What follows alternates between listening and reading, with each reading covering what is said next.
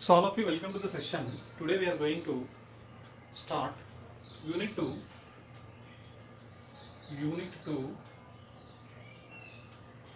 thermodynamic potentials,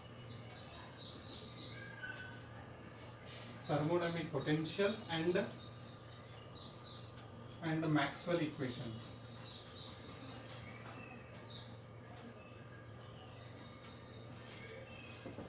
So we are going to talk about the thermodynamic potentials and Maxwell's equations. Initially, let us say what are the few fundamentals covered in the first unit. Okay, so we know that thermodynamic variables. So what elements we call them as thermodynamic variables? Thermodynamic variables.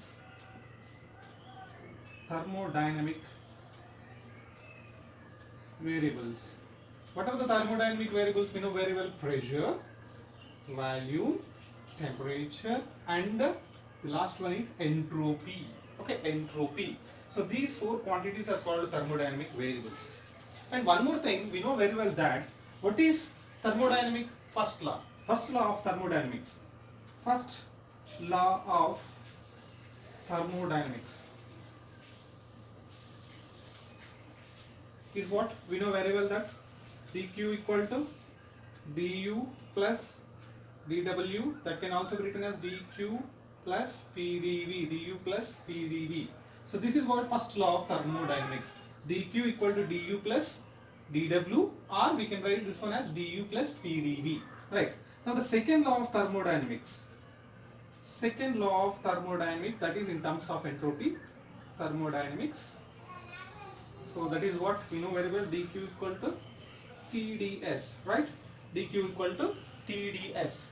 And so with the help of these two equations, we get one more equation. That is what, with the help of these two equations, substitute dq value here, then we'll get TdS equal to du plus pdv. And now the internal energy can be written as du equal to TdS minus pdv. You have to remember this equation. It is very, very important equation. dq equal to TdS minus pdv. We get this one by using two thermodynamic laws, first law and second law.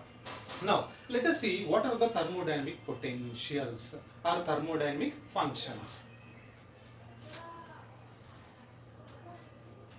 So let us see what we call thermodynamic potentials.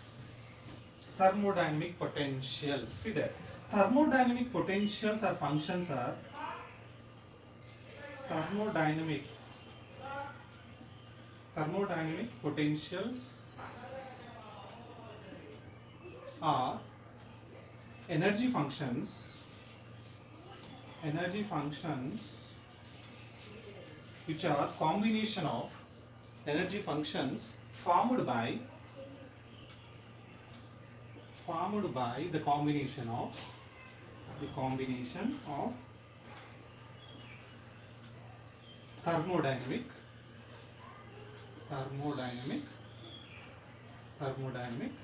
thermodynamic variables. They are P, pressure, volume, temperature, and entropy, right? Thermodynamic potentials are energy functions which are formed by the combination of thermodynamic variables. They are pressure, volume, temperature, and entropy. Okay, I have to remember these things. Now, what terms are called thermodynamic potential? Let us see thermodynamic potentials. So, what are the thermodynamic potentials? Now, the first one is internal energy.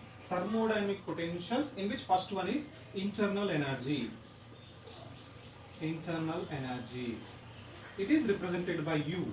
Okay, internal energy, that is represented by U. And the second one is Helmholtz energy. Helmholtz energy function. So that is represented by F. Internal energy represented by U, Helmholtz energy function represented by F, and the third one is enthalpy. Enthalpy. Enthalpy. So that is represented by H. Enthalpy is represented by H. And then the fourth one is Gibbs function. Gibbs function or Gibbs energy.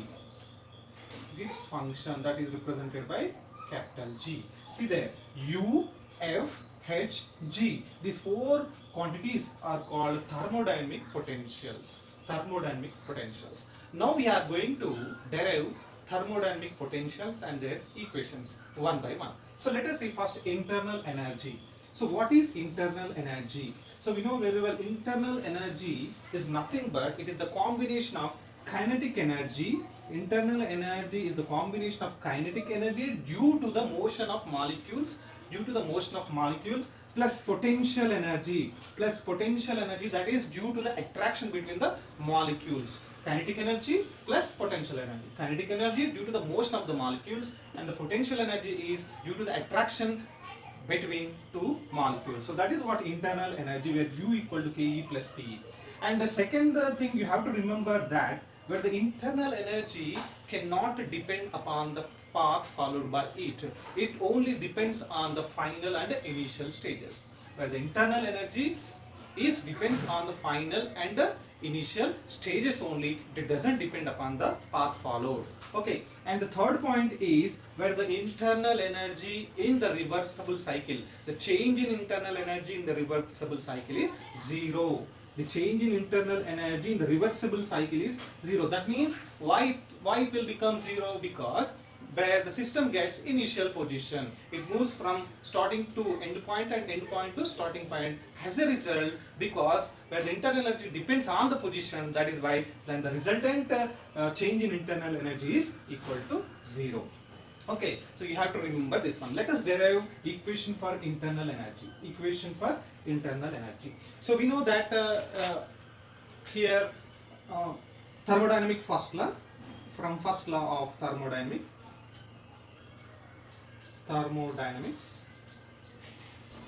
we know that dq equal to du plus pdv, right? And we know that according to second law of thermodynamics, dq equal to tds. From these two equations we'll get to TdS equal to du plus pdv, right? So from this one, du equal to TdS minus pdv. So this is what equation for internal energy, change in internal energy. Okay, so it is a function of, this can also be written as it is the function of S and V. See there, where S and V both are variables, where the internal energy is the function of volume and entropy. It is a function of volume and entropy. You have to remember this term, where the internal energy is a function of volume and entropy. Okay, you have to remember that one. So let us assume this is what equation number 1. Next thing is, we have to derive equation for Helmholtz function. What is Helmholtz function? We are going to see here. Right? So Helmholtz free energy or Helmholtz function. Second one, Helmholtz function. Helmholtz function. Second one is thermodynamic potential. Second one, Helmholtz free energy or Helmholtz function. So it is represented by F, right? It is represented by F. Now, so we know that dq can be written as dq equal to TdS minus PdV, right? dq can be written as dq equal to TdS minus PdV. If we know that Ts is constant, this can also be written as dq equal to d of Ts minus PdV. Understand? Now bring this one on the left side, we'll get the du minus d of Ts equal to minus PdV. Right? Let us take d common here. If we take d common, we get u minus Ts, that is equal to minus PdV. The function which is in bracket can be represented by F, where F is equal to u minus Ts. So this is what Helmholtz free energy or Helmholtz function. This is the equation for Helmholtz function or Helmholtz free energy. Understand? You have to remember this one. F equal to u minus Ts. Now what we have to do, let us differentiate on both sides. Okay, if you differentiate on both sides, what we get the df equal to du minus Tds. Okay, df equal to du minus TdS and minus SDT. Okay, SDT. What is du? Already we know that du value. So df equal to, what is du value here? TdS minus PdV minus TdS minus SDT. See there? They cancelled each other, and df equal, what we get there? Minus PdV minus SDT. See that? Where the Helmholtz function is the function of volume and temperature. Volume and temperature. So where the Helmholtz function is the function of thermodynamic variables, volume and temperature. Volume and temperature. Okay. So you have to remember this one. This is what very important one. So this is assume equation number 2, and this is what equation number 3. Okay. You have to remember where the Helmholtz free energy or Helmholtz function is the function of volume and temperature. Understand? So this way we have to derive potentials, thermodynamic potentials. And the next one is, third one, you know very well, enthalpy. So let us see how can we derive enthalpy, how can we get enthalpy, right? Third one. So third one is what? Enthalpy.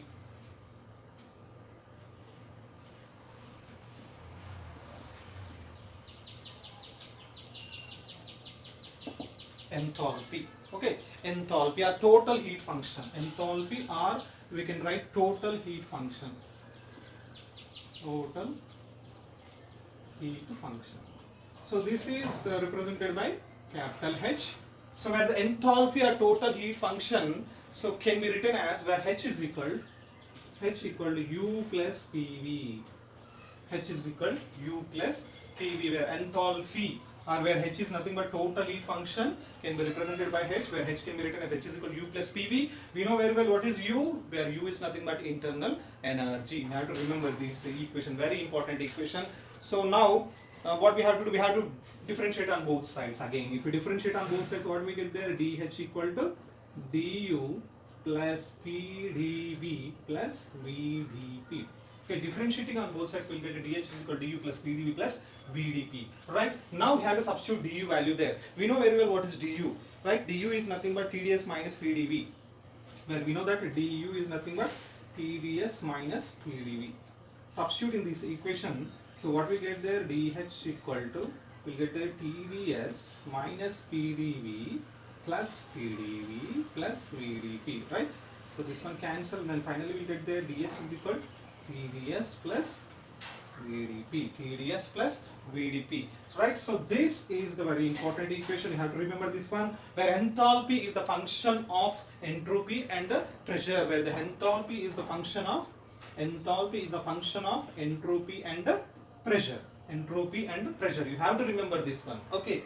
So where the change in enthalpy dH equal to TdS VdP, then the change in enthalpy is the function of thermodynamic variables. So where entropy and the pressure. You have to remember every potential is the combination of thermodynamic variables. I already told you. Okay. So every potential or every energy function is the function of thermodynamic variables. So where the enthalpy is the function of entropy and the pressure. Now let us see last one, that is what Gibbs function. Okay. You have to remember this one.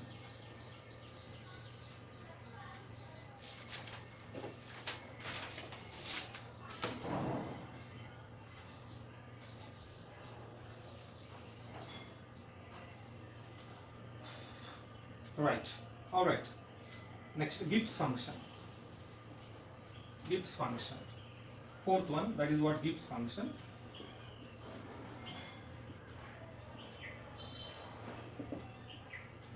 Fourth one, Gibbs function. As usual, you have to take the H is equal to U plus PV, and from this equation we'll get the dH is equal to TdS plus VdP.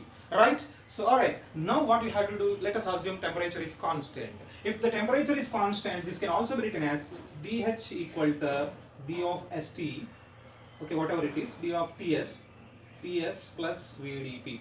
Understand? Now bring this Ts on left side, we get the dH minus d of Ts, that equal to VdP. From this one take d common, where we'll get H minus Ts, that is equal to VdP. You have to observe this equation carefully. The function which is in bracket is equal to constant.